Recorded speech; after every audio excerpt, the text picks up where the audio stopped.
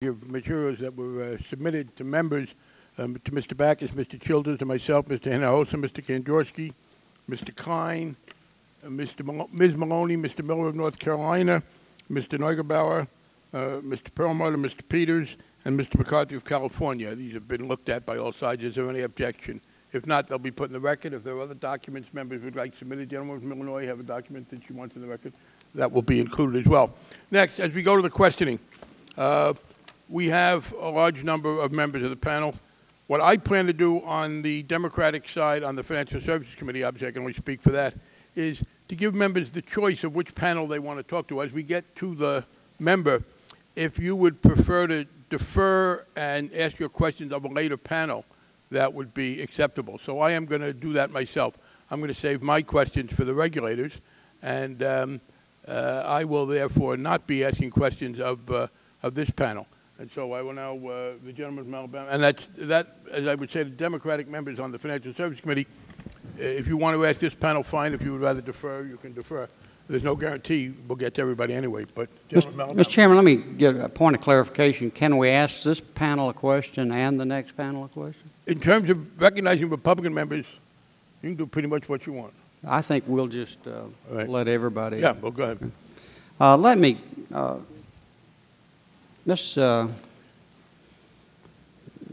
Dorfman, you and Mr. Gordon, y'all's testimony is similar, and I think part of that testimony is the SBA should just lend money directly. In other words, bypass the banks. Is that what I'm hearing, Ms. Dorfman? Yes. What we find is the banks have not been lending, and the best way to get the money into small businesses would be to provide a direct lending program through the SBA so that the small businesses actually access those funds. And Mr. Gordon, is that what I propose? And this is the problem in banking today. You go in for a loan, you deal with a bank officer. He has no idea what you do as a manufacturer. At the SBA, there's so many smart people there.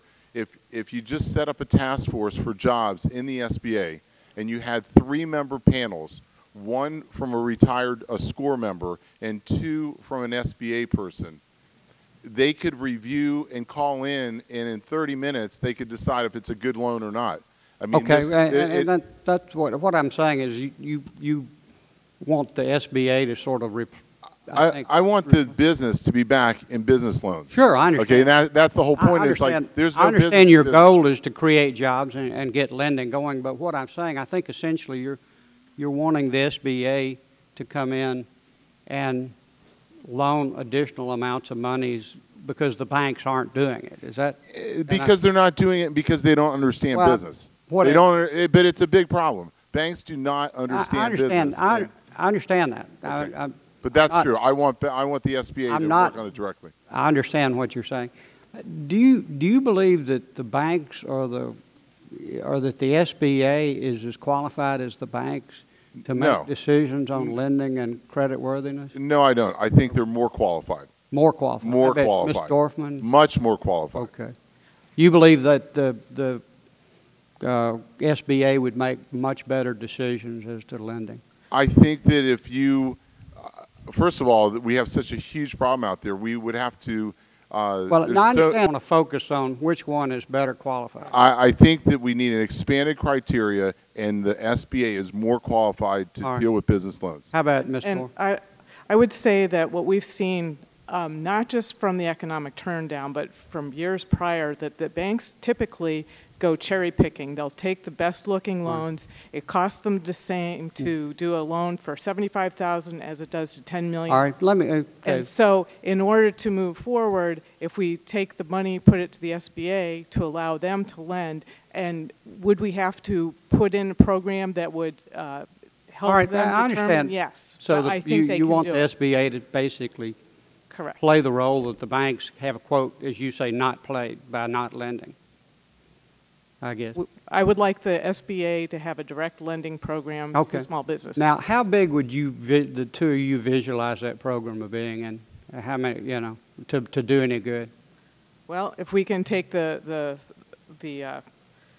the funds that the president was going to give the banks and just turn it over to the SBA. Okay, all right. And, And I that's think a drop in the bucket, really. but $30 we'll start billion. there. Yeah, Yeah. yes. Mr. Gordon? To put it in perspective, $30 billion is 3% of the original money for the first stimulus package. So the goal here is to take 3% of the money and create 75% of the jobs that we need, and it's just not enough. $30 billion is not enough. We'd like to start there, but it's just not enough. All right. Let me ask you this. If the loans aren't paid back, who is ultimately responsible in your understanding? Is it the taxpayer? Well, at this rate, there are few default. When you take a look overall at what the SBA lending has done, there is a relatively low default system. What we've seen that with the banks have. But no, I understand. But if the loan's not paid back, who? It would be absorbed by, of course, the SBA because we've backed it up. Where does the SBA get its money? We understand that it's taxpayers, but this is an Okay. investment in the U.S. economy. It's small business Well, I growth. understand. that we're working towards. I'm not arguing Right. with you, but it is the taxpayer that ultimately is on the hook if it's not paid back. Correct. Ms. Gordon, is that your understanding? That's exactly right. Well, right now the SBA guarantees 90% of a loan anyway. So they're Sure. guaranteeing 90% of something that's not getting done. The other alternative is to continue paying unemployment compensation. There's a 100% chance. Well, that it needs to be looked at because if you don't act, there's a 100% chance. Let me that you're just gonna ask pay you one other unemployment. question, if I can. Are y'all aware that we're spending so much we're going to double the national debt in 5 years and triple it in 10 years? Does that bother you? Maybe is that a concern? Okay. What we're doing here is we're investing in businesses to create jobs to get people Well, I off understand. unemployment. I'm not asking you that. It's a very important issue because if you don't understand why we need to make loans, and that's what the banks don't understand, the banks would move quicker if they were paying the weekly check for unemployment. But since they have no expense in the weekly check, then they don't. The gentleman's time has expired.